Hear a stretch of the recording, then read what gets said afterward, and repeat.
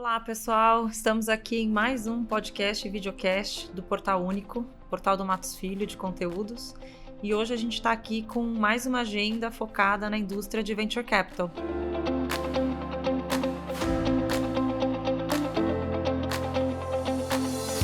Eu e meu sócio Tomás, de VC, vamos entrevistar hoje o Henrique Lago, o nosso especialista na indústria de educação, para falar das EdTechs, as startups de educação. Henrique, tudo bem? Tudo, e você? Obrigado pelo convite, pessoal. Preparado aí para a nossa sabatina de hoje? Bora, vamos lá. Se eu souber... Henrique, quando a gente pensa aqui na indústria de educação, comparando com o setor bancário, que é um ambiente bastante regulado, ou a indústria de seguros, por exemplo, nos parece ser um mercado um pouco menos regulado. Faz sentido isso? É verdade?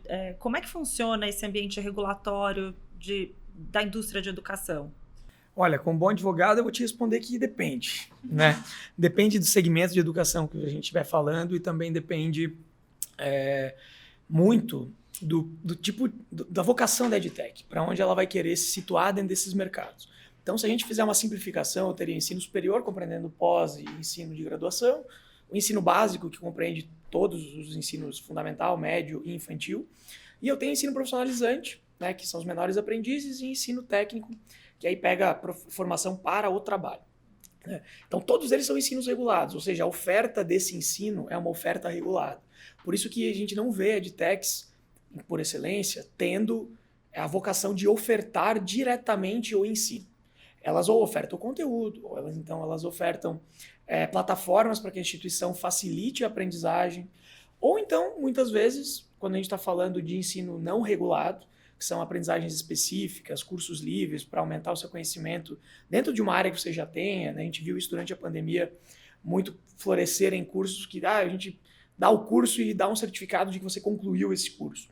Esses cursos não são regulados, e aí tem muita EdTech ofertando esse tipo de curso, né? Seja produzindo conteúdo para que outro oferte, seja ofertando diretamente esse tipo de atividade. Porque você não precisa dessa conexão com o poder público para te, de alguma maneira, habilitar a exercer a atividade, né? Por meio de atos administrativos, que seriam o credenciamento da instituição ou autorização dos cursos. E aí, por uma multiplicidade de entes, né? União no âmbito superior, os estados e os municípios no âmbito do ensino básico.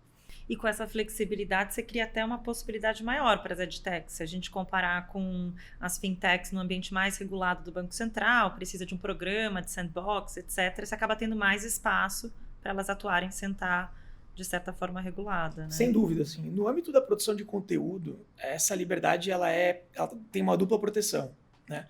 Uma primeira de liberdade de empreender, né? Que ela, no caso do ensino, tem um artigo específico da Constituição que dá ainda mais conforto para isso, que é o artigo 209. Né? Ele autoria, ele expressamente declara que o ensino é livre à iniciativa privada. Mas não só, né? Se você pensar no artigo 206, 208 da Constituição, eles também dão liberdades de aprender e ensinar, liberdade de divulgar todo tipo de manifestação de pensamento e pluralidade de concepções pedagógicas, o que protege as instituições do ponto de vista de conteúdo. Então, a liberdade de produção de conteúdo é um campo muito fértil para as EdTechs se desenvolverem e poderem cada vez mais pensar em metodologias criativas de aprendizagem, etc. Outro âmbito, né, que floresceu muito na pandemia. Porque a gente tinha, todos nós aqui, eu acho que a gente acabou aprendendo uma coisa meio binária, né? O professor dava aula, a gente aprendia, depois a gente devolvia um trabalho e aquela coisa. Hoje, no mercado de ensino, e aí falando tanto superior quanto básico, quanto de aprendizagem profissional, isso vai se perdendo, né? A demanda está muito mais em você construir metodologias que atraiam o aluno do que você construir metodologias clássicas. E aí é um campo de super fértil para ideias e inovações. Gamificação dos estudos. Total. A gamificação, sobretudo, ela está muito conectada com o ensino básico, né? Até pela faixa etária. Então, e também com o ensino profissional, pela natureza rende as atividades ficam, né? Então, é muito mais fácil você desenvolver games para que essas pessoas possam ter experiências super práticas. Fui num evento de educação há um tempo atrás, e agora faz 2 meses, e eles me puseram um óculos de realidade virtual para o laboratório de medicina veterinária. você passa a mão no bicho, assim, é uma coisa em outro, assim, não imaginava isso no momento que eu estava na faculdade. Então, claro, isso são soluções que vêm de edtechs, muito conectadas com tecnologia, mas veja, eles não estão ofertando o ensino como responsáveis por dar uma aprendizagem a alguém e emitir um diploma ou um certificado de conclusão de ensino médio ou de ensino superior. Elas não graduam o sujeito, né?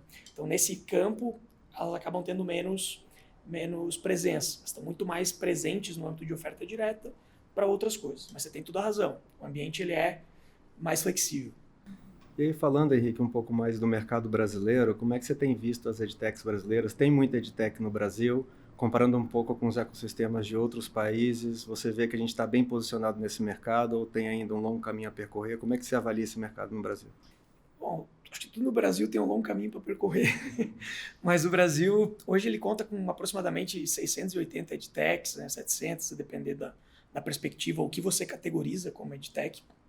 Mas pensando em empresas de tecnologia que têm como missão ofertar algum tipo de ensino ou atividade de apoio a essa oferta, hoje os estudos que a gente avalia, né, eles categorizam mais ou menos umas 700 edtechs no ecossistema brasileiro, atuando muito na maneira que eu conversei com vocês, produção de conteúdo, produção de plataformas de aprendizagem, né, tanto no ambiente B2B, cujos clientes são as instituições de ensino, seja superior, básico ou profissionalizante ou profissional, quanto diretamente para os alunos, né? Tem muita edtech olhando para concurso público, tem muita edtech olhando para, que é uma aprendizagem livre de preparatória para um concurso público. Não te dá um diploma, certo? Como um ensino básico te dá um diploma que você conclui o ensino médio e você está apto a subir para o ensino superior, né? Ou superior dizendo que você está apto a pleitear a inscrição em um curso, em um conselho profissional para exercer determinada atividade regulada, como a nossa, por exemplo, de advocacia, né? Então, elas vão se situando dentro desses mercados e se desenvolvendo muito nessa linha. Legal. E ainda assim, falando um pouco do mercado brasileiro, você consegue dar para a gente alguns exemplos assim que materializam o que você está falando? Ou seja, algumas edtechs de sucesso, contar para a gente um pouco o que elas tem feito, qual disrupção do mercado que elas estão buscando, para a gente ter uma ideia mais clara do que está acontecendo no mercado. Claro, acho que isso vai depender muito da ponta do mercado que a gente pegar, mas tem exemplos em todas elas. Se a gente pensar em produção de conteúdo, eu acho que a mais conhecida é a Hotmart.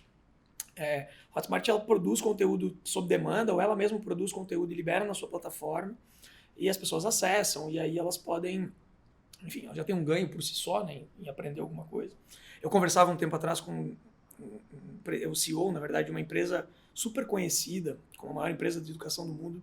Ele me perguntou, qual é a maior empresa de educação do mundo? Eu falei, vocês. Aí ele falou, não, cara, é o Google e o YouTube, são as maiores empresas que mais educam no mundo, são essas duas. Porque, de fato, você acessa e você aprende as coisas. Quer aprender a tocar violão, você aprende lá. Então, a Hotmart está um pouco inserida nesse contexto de oferecer aprendizagem, tanto no B2B quanto no B2C, de alguma forma. Aí tem, no mesmo mercado, você tem a Delinea, que é uma outra empresa recente, né, uma edtech que trabalha muito com produção de cursos e produção de conteúdo sob demanda para as instituições de ensino, é mais focada nisso. Você tem várias para correção de prova, né, desenvolvimento de tecnologias para... Isso aconteceu muito na pandemia, esse desenvolvimento, né, você foi obrigado a fazer prova online. E aí, o sujeito sabia que você não estava colando e tal, você tinha que desenvolver mecanismos bem baseados em tecnologia, com algoritmo de captação na tela, quantas vezes você vira o olho, e que acabaram sendo incorporados para aprendizagem. Tem várias edtechs nessa linha. Um outro ponto que é super sensível para o ensino é financiamento. E aí, poxa, e ela acaba misturando com as fintechs. E a gente tem também pelo menos 3 que atuam nesse mercado, né? A mais conhecida é a Pravaler, né, que desenvolve um modelo de financiamento, etc. Ela é uma ed fintech, ela se classifica dessa maneira. Então, a Pravaler ela acaba, às vezes, usando linhas próprias ou linhas de crédito de programas públicos, como o FIES. Mas aí, nesse caso, ela cai na regulação financeira também, então ela está sujeita a uma dupla... Exato, em alguma medida sim, né? E outras já não, outras elas formam para aprendizagem distinta, por exemplo, a Provi. A Provi que ela é financiada também pelo Yunus, né, do ecossistema dele. Então, basicamente, eles investem no aluno. Então, eles querem oferecer financiamento para alguém que não necessariamente tem uma história pregressa importante, mas que tenha, ou de sucesso, ou cujo crédito seja contado a partir de uma história pregressa. Ao contrário, eles olham para o futuro dessa pessoa. Então, quanta capacidade de gerar valor esse camarada tem. E aí eles tomam a decisão de financiá-lo ou não.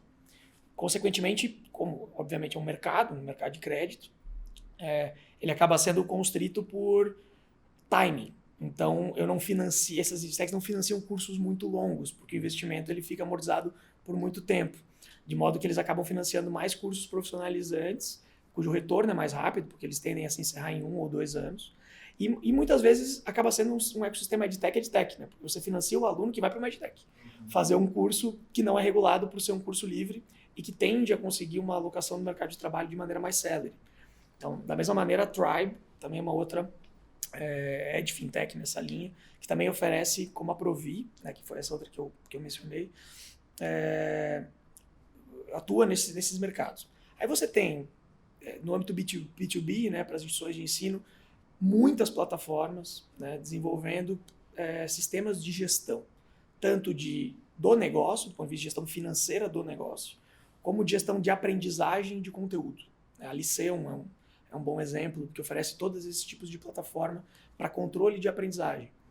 À medida que as pessoas passam a demandar mais qualidade de ensino, e aí refletida em qualidade da aprendizagem mesmo, as instituições, por sua vez, elas também passam a ter que desenvolver ferramentas de medir essa aprendizagem, que não é mais medida sobre estou ofertando o meu conteúdo da maneira que o MEC ou que o meu Conselho Estadual de Ensino quer ou demanda lá nas diretrizes abstratas, mas quanto que o meu aluno está aprendendo desse conteúdo mesmo. Então, as edtechs começam a se situar em medir essa aprendizagem, né, por meio do output, que é o próprio aluno. E aí você que gera para as instituições um outro processo de ensalamento, por exemplo. Então, poxa, estamos lá na segunda fase de direito, Tomás não aprendeu nada de direito civil, Henrique não aprendeu nada de direito penal. Então, na próxima turma, provavelmente eles não vão estar juntos.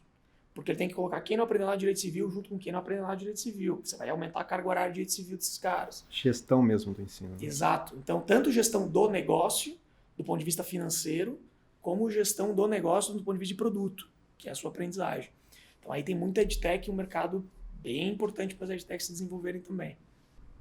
E o que você vê? A gente vem de um período, né? Teve lá em 2021 um boom de investimento em tecnologia, nas startups principalmente, e agora tem se falado muito do inverno nessa indústria, uma discussão, né, sobre menor liquidez dos investimentos, valuations menores. Como que é a tua percepção na indústria de educação mesmo, né? Você citou aqui um monte de exemplos bacanas de companhias que estão indo bem, mas você vê aí mais oportunidades? Você acha que o Brasil ainda é um ambiente? Acho que a gente passou a eleição, um novo governo. Qual que é a tua percepção aí para essa indústria? Eu acho que o Brasil é um grande ambiente para o desenvolvimento de edtechs, e o mercado mostra um pouco isso, né?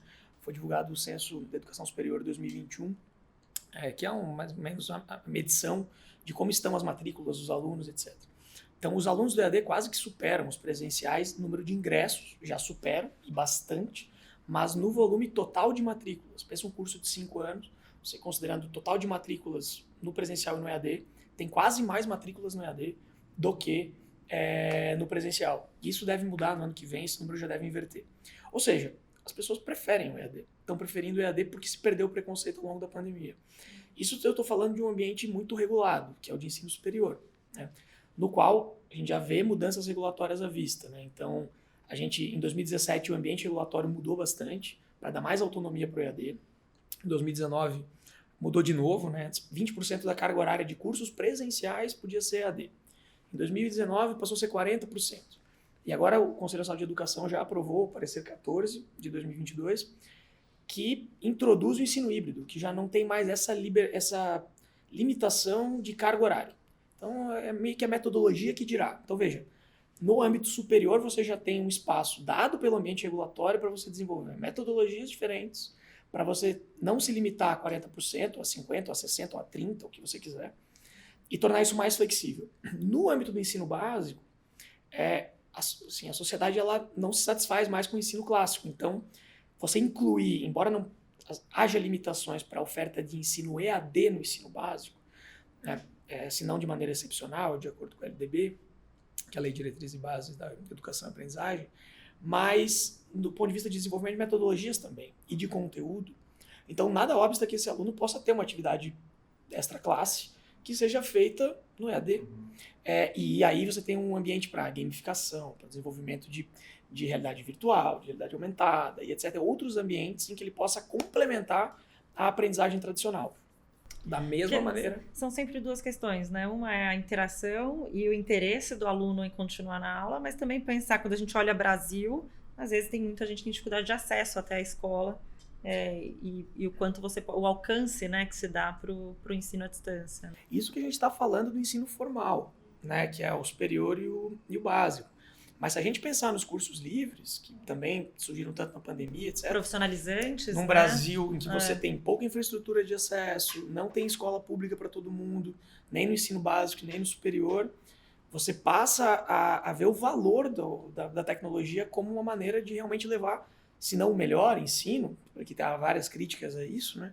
Mas algum ensino, né? Que já é melhor que nenhum. Claro. Então, é um ambiente muito propício para o desenvolvimento de edtechs, acho que a experiência mostra isso, né? E eu acho que o aperfeiçoamento da regulação com o tempo, sobretudo no superior, que ela é mais homogênea, em alguns estados, no âmbito do básico, vai dando mais conforto para você poder desenvolver isso, né? Acho que o ensino profissionalizante é um outro exemplo, né? Que é a formação de menores aprendizes. Eles também têm que ser... tem uma regulação dupla aqui, tanto do um pedaço que é educacional, quanto outro pedaço que é no âmbito do Ministério do Trabalho. E mesmo essa regulação que veio em 2022, ela é super moderna e aberta a você receber inovações de aprendizagem. Então, acho que tem bastante espaço para as edtechs se desenvolverem aqui no país. Pessoal, e acho que agora é o inverso, né? Mas do ponto de vista da indústria de vocês, assim, de rodadas de investimento, a maturação das edtechs para receber essas rodadas, o que conselho vocês dariam para o mercado de edtechs? Bom, primeiro dizer que eu concordo plenamente com você, dizendo que o Brasil é um terreno fértil para o desenvolvimento desse negócio, né? Se a gente pensar que as startups são empresas inovadoras que estão endereçando as dores, e a gente pensa no tamanho das dores que o Brasil tem em termos de educação, eu acho que tem um amplo espaço aí para o desenvolvimento. E aí, voltando ao ponto da Camila de antes, de que a gente se encontra agora num ano mais difícil, de maior restrição ao capital, valuations mais baixos, a gente costuma ter nas nossas discussões uma visão bem positiva, na medida do possível, comparando o que a gente está vivendo hoje com 10 anos atrás, que o ecossistema de venture capital não existia simplesmente no Brasil. As startups não tinham 10 anos atrás acesso a esse tipo de financiamento, né, destinado especificamente à inovação. Então, é óbvio que as pessoas tendem a comparar o que a gente está vivendo hoje com o que aconteceu em 2020 e 2021, que foi uma explosão e uma facilidade de acesso ao capital muito grande, mas a gente tem que olhar talvez mais de cima e entender que a gente está passando por um momento de ajuste, e se a gente comparar com 10 anos atrás, a gente está numa situação ainda muito boa, com o ecossistema em pleno funcionamento. Tudo isso para dizer que eu acho que os bons negócios continuarão crescendo, a gente percebe aqui no escritório que os fundos continuam capitalizados. Assim, talvez a dica, que não é exatamente uma dica, mas assim, a percepção que a gente pode transmitir é de que aqueles bons negócios continuem na trilha do esforço e do crescimento, que a capital está aí, e muito embora o ano esteja mais difícil, a gente acha que o ecossistema está em pleno funcionamento os bons negócios vão encontrar financiamento. Falando em bons negócios e a capacidade aí de receber aportes, no final do dia tem que pensar num modelo de negócio estruturado, né? O objetivo da startup é escalonar, atingir no âmbito da edtech, atingir o maior número de alunos.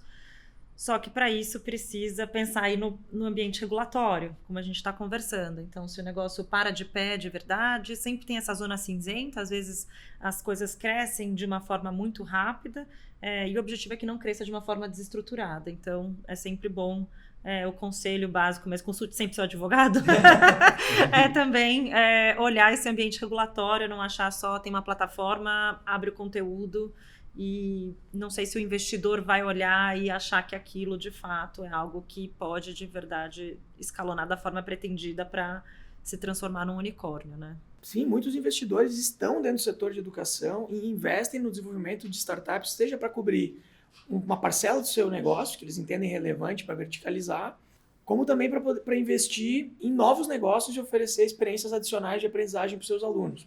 Então, tanto o investidor estratégico que está fora do setor tem interesse em olhar para a regulação, para entender se realmente é um ativo aquilo ali, quanto o investidor que está dentro do mercado vai conhecer muito bem a regulação para compreender o valor efetivo que aquele ativo pode gerar. Então, consulte seu advogado, que é importante. Sem dúvida, a gente tem visto cada vez mais, né, os players do mercado se aproximando das startups, principalmente aí nesse crescimento da indústria de CVC, que a gente tem visto bastante. Mas, gente, muito obrigada pelo tempo de vocês. Espero que vocês tenham gostado do conteúdo de hoje. Para mais informações, fiquem à vontade para nos acionar, nos procurar aí nas redes sociais e ver mais conteúdo, acessar mais conteúdo do nosso podcast e videocast único, portal aí do Matos Filho. Até a próxima, pessoal. Obrigada. Obrigado, obrigado, gente, pelo convite. Tchau, obrigado.